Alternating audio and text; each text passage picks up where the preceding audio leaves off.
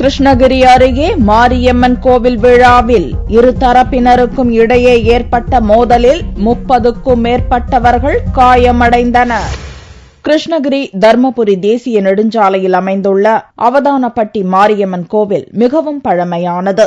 இந்த கோவிலுக்கு தினமும் நூற்றுக்கணக்கான பக்தர்கள் வந்து செல்கின்றனர். இந்த கோவிலை நிர்வகிப்பது, உண்டியலில் பணம் எண்ணுவது தொடர்பாக அப்பகுதியைச் சேர்ந்த திருப்பதி, முனியப்பன் ஆகிய இரு தரப்பினருக்கும் இடையே முன்விரோதம் இருந்து வந்துள்ளது. இந்நிலையில் திருப்பதி தரப்பினர் கோவிலில் கூழ் ஊற்ற சென்றபோது அவர்களை உள்ளே நுழைய விடாமல் முனியப்பன் தரப்பினர் தடுத்து நிறுத்தியுள்ளனர். இதனால் இரு தரப்பினருக்கும் இடையே வாக்குவாதம் ஏற்பட்டு மோதல் உருவானது.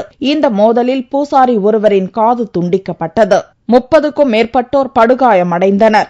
சம்பவ இடத்திற்கு போலீசார் விரைந்து வந்து நிலைமையை கட்டுக்குள் கொண்டு வந்தனர். படுகாயமடைந்தவர்கள் காவேரிப்பட்டினம் அரசு மருத்துவமனையில் சிகிச்சைக்காக அனுமதிக்கப்பட்டுள்ளனர். இந்த சம்பவம் தொடர்பாக போலீசார் வழக்கு பதிவு செய்து மோதலில் ஈடுபட்ட இரு தரப்பைச் சேர்ந்த 12 பேரை கைது செய்து விசாரணை மேற்கொண்டுள்ளனர்.